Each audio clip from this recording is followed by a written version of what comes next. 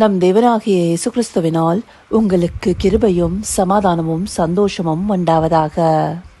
இன்றைக்கு நாம பார்க்கவிருக்கிற வேத பகுதி யோவான் 2வது அதிகாரம் வசனம் 24 மற்றும் 25. John chapter 2 verse 24 and 25. அப்படி இருந்தும் இயேசு எல்லாரையும் அறிந்திருந்தபடியால் அவர்களை நம்பி இணங்கவில்லை. மனுஷர் உள்ளத்தில் இருப்பதை அவர் அறிந்திருந்தபடியால் மனுஷரை குறித்து ஒருவரும் அவருக்கு சாட்சி கொடுக்க வேண்டியதாய் இருக்கவில்லை. இந்த பகுதியுடைய துவக்கத்துல அப்படி இருந்தும்னு சொல்லி ஆரம்பிச்சிருக்காங்க. அப்படியாக ஆரம்பிச்சிருக்கும் போது நாம இதற்கு முன்பாக இருக்கிற பகுதியிலையும் சேர்த்து பார்க்கும்போது தான் புரியும். இதற்கு முன்பாக இருக்கிற 23வது வசனத்துல பஸ்கா பண்டிகையிலே அவர் எருசலேமில் இருக்கையில் அவர் செய்த அற்புதங்களை அநேகர் கண்டு அவருடைய நாமத்தில் விசுவாசம் வைத்தார்கள். இந்த வசனம் ஆண்டவராகிய இயேசு கிறிஸ்து பஸ்கா பண்டிகையின் போது எருசலேம்ல இருக்கும் போது அற்புதங்களையும் அடையாளங்களையும் செய்ததுனால அங்க இருக்கிற அநேக ஜனங்கள் அவருடைய நாமத்தின் மேல விசுவாசம் வைத்தார்கள்னு சொல்லப்பட்டிருக்கு. இப்போ 24வது வசனத்தை எடுத்துட்டோம்னா, அப்படி இருந்தும் இயேசு எல்லாரையும் அறிந்திருந்தபடியால் அவர்களை நம்பி இணங்கவில்லைன்னு சொல்லப்பட்டிருக்கு. இங்க எதனால இப்படி கொடுக்கப்பட்டிருக்கு? ஆண்டவராகிய இயேசு கிறிஸ்துவ அநேக ஜனங்கள் விசுவாசிச்சிருக்கிறாங்க. ஆனாலும் அந்த விசுவாசம் ரட்சிப்புக்கேற்ற விசுவாசமா இருக்கல. அத இயேசு கிறிஸ்து நல்லாவே அறிந்திருக்கிறாரு. அதை பற்றி தான் இந்த வசனத்துல கொடுத்திருக்காங்க. அவங்கள நம்பி அவர் இணங்கல. எதனால?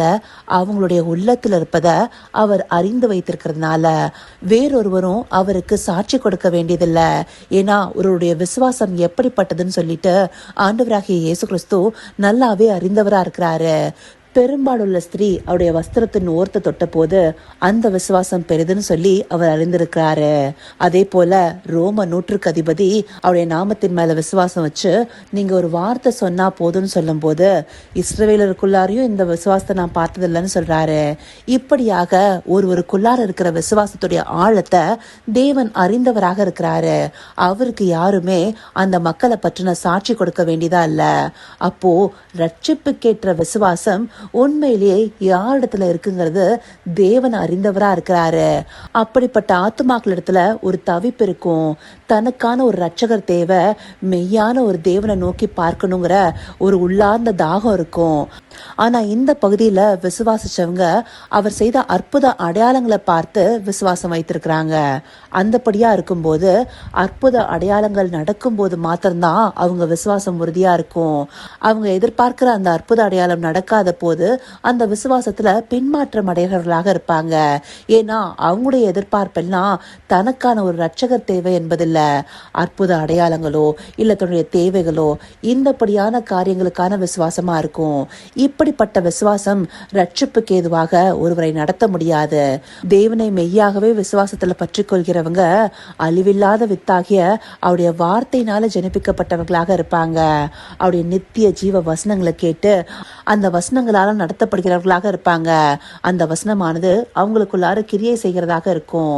ஆனா அதை காட்டிலும் அவங்களுக்கு அற்புத அடையாளமோ இல்ல வேற ஏதாவது தேவையோ இல்ல இந்த உலகத்தின் மயக்கமோ இருந்தா நித்திய ஜீவ வசனம் கூட அவங்களுக்குள்ளார செயல்பட முடியாது. ஆண்டவராகிய இயேசு கிறிஸ்து 12 சீஷர்களை தேர்ந்தெடுத்திருக்கிறாரு. ஆனா அவர்தாமே யோவான் 6வது அதிகாரம் 20வது வசனத்துல 12 உங்களை நான் தெரிந்து கொள்ளவில்லையா, உங்களுக்குள்ளும் ஒருவன் பிசாசா இருக்கிறான்னு சொல்றாரு இல்லையா? இது எதனால? யூதாஸ் காரியோத்துக்குள்ளார இந்த உலகத்தின் ஐஸ்வர்யத்தின் மயக்கமே இருக்கு. அதனால்தான் 30 வெள்ளிக்காசுக்கு விலை போனவராக இருக்கிறாரு. இந்தபடியா நித்திய ஜீவ வசனங்களை காட்டிலும் வேறொரு தேவையோடு தேவனை நோக்கி பார்க்கிறவர்களாக இருந்தா ரட்சிப்புக்கேற்ற விசுவாசம் அவங்களுக்குள்ள இருக்காது. இதுல இருந்து நாம ஒன்றை நிதானிச்சு பார்க்கணும். நாம எப்படி இருக்கோம்? நம்முடைய தேவைகளுக்காகவோ இல்ல நம்முடைய வாழ்க்கையில நடக்கிற அற்புத அடையாளங்களுக்காகவோ இல்ல வேற ஏதாவது உலகத்தின் காரியங்களுக்காகவோ தேவனை பற்றி கொண்டவர்களாக இருக்கிறோமா? இல்ல உண்மையான ஜீவனுள்ள தேவனை தெரிந்து கொண்டு நாம பாவத்திலிருந்து மனம் திரும்பி அவரிடத்துல நம்மை ஒப்பு கொடுக்கிற விசுவாசத்தோடு இருக்கிறோமா? அப்படியான விசுவாசமே நம்மை ரட்சிப்புக்கு ஏதுவாக நடத்தும். அப்படியாக ரட்சிப்புக்காக தவிக்கிற ஆத்துமாக்களுக்கே சுவிசேஷமானது பிரயோஜனம் உள்ளதாக இருக்கும். இந்தபடியான ஆத்துமாக்கள் யாருன்னு நம்மால பிரித்தறிய முடியுமா? ஆனா இவர்களை தேவன் அறிந்து வைத்திருக்கிறாரு. அதனால நாம் இப்படிப்பட்ட ஆத்துமாக்களை மாத்திரம் தேடி சுவிசேஷத்தை சொல்லணும்னு இல்லை. நமக்கு சுவிசேஷ பாரம் இருக்கும்போது நாம் அந்த பாரத்தோடு அநேகருக்கு தேவனுடைய வார்த்தைகளை அறிவிப்போம். அப்படியாக அறிவிக்கப்படும் போது ரட்சிப்புக்கேற்ற விசுவாசம் உள்ளவர்கள் தேவனுக்காக பிரித்தெடுக்கப்படுவாங்க. அந்தப்படியானவர்கள் மனம் திரும்பி பரலோக ராஜ்யத்துக்குள்ளார சேர்த்து கொள்ளப்படுவது தேவனுக்கு பிரியமா இருக்கும்.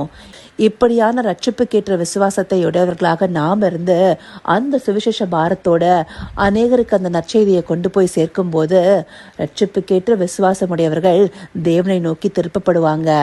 அந்தப்படியான ஆத்துமாக்களை நமக்கு தந்தருளும்படியாக தேவனை நோக்கி ஒவ்வொரு நாளும் நாம கேட்கிறவர்களாக இருக்கணும். அந்தப்படியானவர்களாக நாம இருக்கணுங்கிறதே தேவனுடைய விருப்பமா இருக்கு. இதை அறிந்து கொண்டு ரட்சிப்புக்கேற்ற விசுவாசத்தை உடையவர்களாக அநேகருக்கு சுவிசேஷத்தை கொண்டு போய் சேர்க்க அவரை நோக்கி பார்ப்போமா?